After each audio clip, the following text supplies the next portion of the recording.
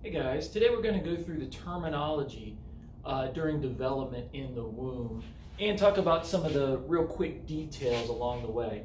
We got to remember a couple things real fast as we go through the terminology, and of course that the egg and the sperm are going to unite, and of course the egg is 23 chromosomes and the sperm is 23 chromosomes, which we use the term haploid cells, because that's what they are. They're 23 total chromosomes. They're, of course, going to unite to give us the 23 pairs, which would be our first term, which would be the zygote. So a zygote is 46 chromosomes, right? So that's our 23 pairs, which we get, of course, when we unite the egg and the sperm, okay? And as we go through these terms, keep in mind that there is a lot of confusion on the terminology, which is why we're doing this video. It's definitely important for anatomy and physiology. When I watch sometimes things on the news or hear people talking, not necessarily reporters, but just average person being questioned about being questioned about things on the news, they use the terms a lot of times wrong. So here we can go through and properly use the terminology, which is going to be based on age, right? Age of the developing baby, and of course what's going on, okay, during the steps of development. So step one, basically, which is conception, right? This is day one, okay? Day one is, of course, the zygote. So where do we go from the zygote? We go to something called the cleavage stages. Okay, that's the most common term, the cleavage stages. And we're literally going from two cells, right? Because this is one cell, and that's, again, something unique about the egg and the sperm uniting, is that we have egg, which is a cell, sperm, which is a cell. They unite to give us 46 chromosomes, and then we go back to one cell. So we go from 2 to 1. You know, that right there is very unique. But then once we have this single 46 chromosome cell, the zygote, it's going to begin dividing by mitosis and developing, right? We use the term differentiation because we are getting more and more specialized day by day, week by week, month by month. So we're going from one cell to 2, right? 2 to 4, 4 to 8, and this is really what we refer to as the cleavage stages, okay? So from the cleavage stage, we go to the morula, okay, which is basically going to be just double the into the cleavage stage cell-wise, okay. From the morula, we go to the blastocyst, and that's an important stage because this is when implantation occurs, okay. So what day is that going to be? We started up here at day 1. How long does it take to get to the blastocyst stage? It takes 6 days. So this is on day 6, which means what? Fertilization occurred up here, right? Conception, when the egg and the sperm unite. Sperm is actually entering the egg to fertilize it, or penetrating the egg to fertilize it, okay?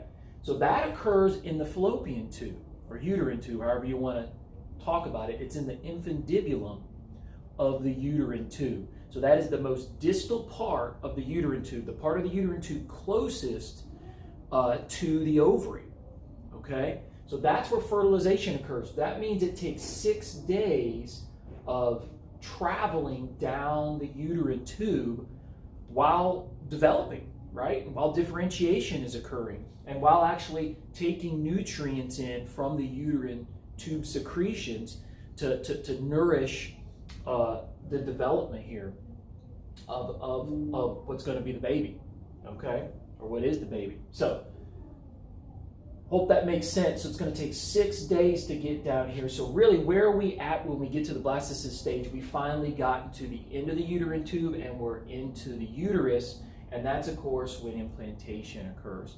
Implantation is going to be, of course, in the uterus. That's where it obviously is supposed to be. And then nutrition is going to switch from secretions of the uterine tube to basically dead cells of the blastocyst, or deciduous cells of the blastocyst. So basically nourishment is going to come from the dead cells here of the blastocyst. Later on, we'll see, of course, the placenta develops. The placenta can't develop until after implantation occurs. But once implantation occurs, the placenta can start to develop, which is going to take some time, and then that will become the primary mode of nutrition. So this is the blastocyst stage. What do we get after the blastocyst stage? We get the embryo. Everybody's heard of the embryo stage. This is typically day 16. Okay, so the embryo stage still starts very early on. What's so special about the embryo stage? This is where all the organs develop. So we'll just put it like this: when all organs develop. So the actual formation of the organs occurs during the embryo stage. So that means this embryo stage is going to be a lot longer than the previous stages. We're looking at day 16 to the end of week 8. So that's a decent amount of time. We're talking roughly 2 weeks all the way till the end of 2-month mark. That's the embryo stage. That is considered the most fragile or most crucial stage in the development process, because everything important, right, i.e. organs, is developing during the embryo stage. Okay? So then that leaves us after the embryo stage to another stage that everybody's heard of. That is the fetus. Okay, the fetal stage. That would be week 9, right? Beginning of week 9. Some books might say the end of week 8. It's really the same. So the beginning of week 9 until birth. So this is the final stage of development, okay, in the womb. Okay? And what's so special about the fetal stage? Why do we go from embryo stage to fetal stage, and why at week 9, the beginning of week 9, and not some other time? The reason is that what's special about this is when all organs are present. So that point which all organs are present is at the beginning of week 9, the fetal stage. They're all there, right? They formed during the embryo stage, and now they're all there. Now, is there more development to occur? Obviously there is, and there's a lot of growth and weight gain to the fetus, okay, to the baby during this fetal stage. But this one, all the organs are there. Definitely by the fetal stage, really even in the embryo stage, but definitely by the fetal stage, the baby's going to look like a baby, okay? So that fetal stage is going to go all the way till birth, and then we do have one more term that we can use here, and that is the neonate, which is just kind of a fancy name for the newborn.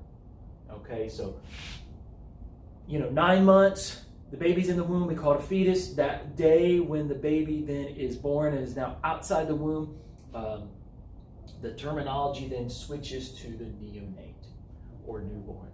So that's really all of our age-based terminology, properly used, explaining some of the little details for development. I hope that helps. Till next time, good luck and good study.